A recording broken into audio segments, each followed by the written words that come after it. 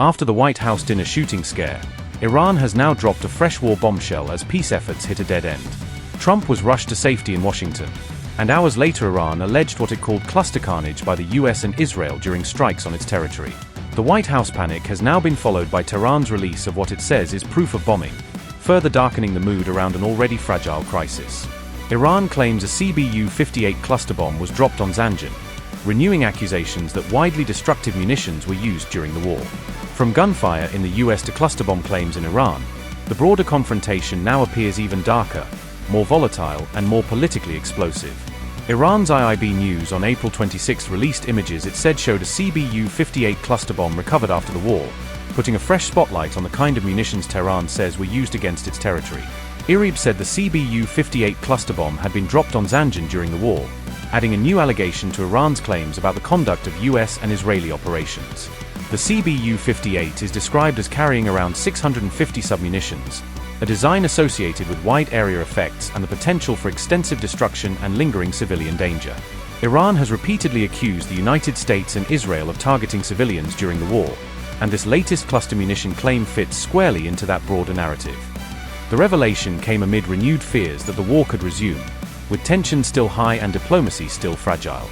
That anxiety deepened after a gunman tried to storm the White House Correspondents' Dinner attended by Trump on April 25.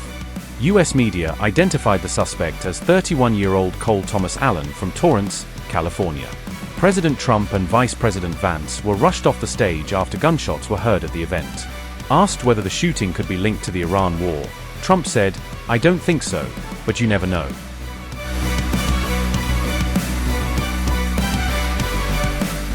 The fate of the US-Iran talks looks increasingly unclear after Trump cancelled the Pakistan trip by his envoys, throwing the next diplomatic step into doubt. Many experts are now speculating about what happens next because a delicate truce is still holding even as formal negotiations remain stalled. Al Jazeera reported on April 26 that Washington's next move may be to keep the ceasefire alive while shifting away from in-person meetings. Al Jazeera reported, and I quote, "Militarily, the US is also going to continue to enforce its naval blockade of the Strait of Hormuz and targeting of all maritime activity by Iran to continue to pressure Tehran militarily. Economically, for now, there's still no timeline, exactly, for when we can expect these talks to resume. We can expect mediators to be employing different diplomatic tools to encourage both sides to remain at the negotiating table and to continue the dialogue. More than anything, right now, the focus, at least from US diplomats, is going to be to take advantage of this ongoing ceasefire to prevent anything that could threaten this delicate truce and that would lead these two countries to once again fall into open conflict." Unquote. Pezeshkian said on April 25 that Iran would not enter talks under pressure, threats, or blockade, hardening Tehran's position as diplomacy stalled again. The Iranian president made that declaration during a phone call with Pakistani Prime Minister Shahbaz Sharif, as Islamabad continued trying to keep a mediation channel open. Pezeshkian also highlighted what Tehran sees as a contradiction in Washington's approach, saying the US cannot combine pressure tactics with claims that it still wants meaningful negotiations.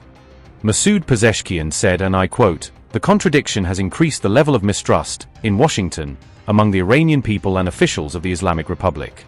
The continuation of hostile US measures, including a naval blockade, is inconsistent with its stated claims of pursuing a political resolution.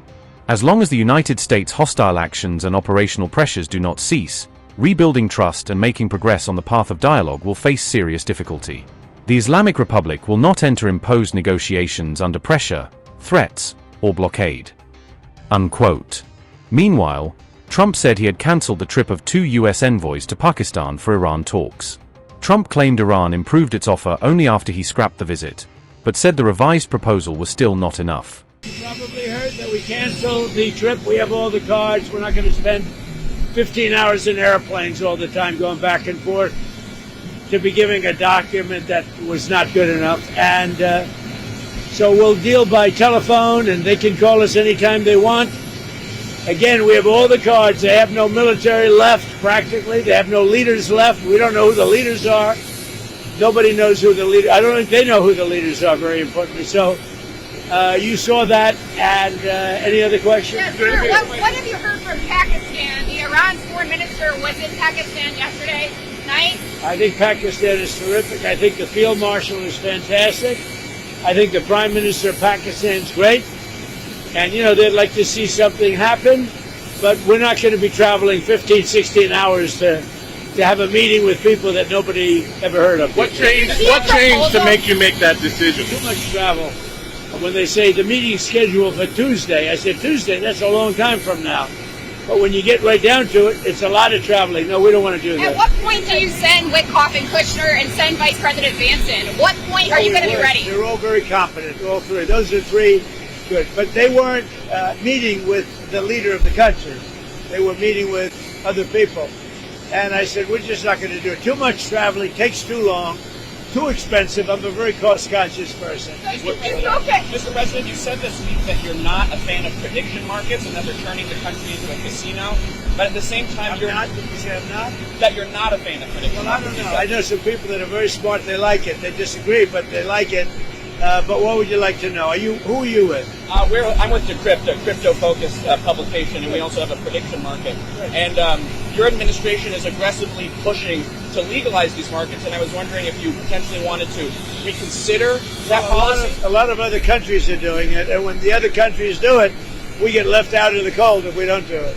So, but I know people that are in the prediction market business, and they're pretty. On the Fed, sir? Crypto, what made you decide to go and attend this Mean Point conference today? It's a big industry, and we want to beat China at the industry. We're leading with crypto. We're leading with AI. And I really feel I have an obligation from this. As a president, I have to be able to make sure that all of our industries do well. Crypto is a big industry. It's actually become somewhat mainstream. The banks have it. People have it. And I think as the leader of the country, we want to lead in AI. And we're leading China by a lot in AI. And we're also leading in crypto. Do you agree with the decision by Jeanine Pirro to drop the investigation into Jerome Powell? Well, I want to find out. It's not dropped. They're looking into the whole thing about. Refer to the IG. What I want to look at, with the IG. What I want to look at is how can a building that I could have done for $25 million cost $4 billion? That's a big thing, and he was in charge. So we'll get to the bottom of it. Yeah, I think Jeanine is fantastic. And she worked with other people on that. I tell you, I want to find out.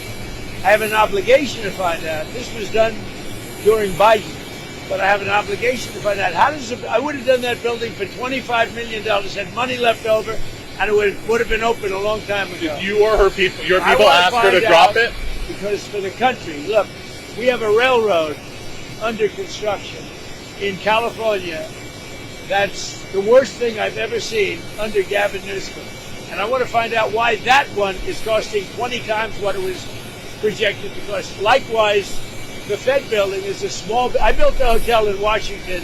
It's a Waldorf Astoria. I built it for $201 million. And I believe it's bigger than the Fed building. And you have bathrooms, you have a lot of, it's much tougher, much more expensive to build a hotel than an office. I want to find out how can a building of that size cost for whatever it's going to be. Nobody knows, by the way, what it's going to be. Kevin is going to be fantastic, Kevin Walsh.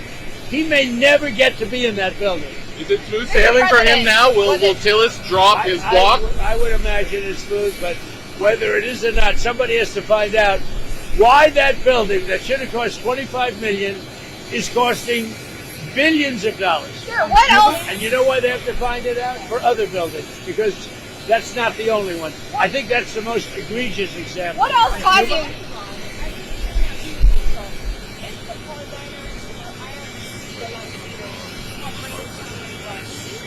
I'll deal with whoever's running the show. I'll deal with whoever runs the show. They don't know. They are fighting with each other. There's tremendous infighting. They're probably fighting for leadership. In many cases, I think they're fighting not to be the leader because we knocked out 2 levels of leaders. But I'll deal with whoever we have to. But there's no reason to wait 2 days, have people traveling for 16, 17 hours.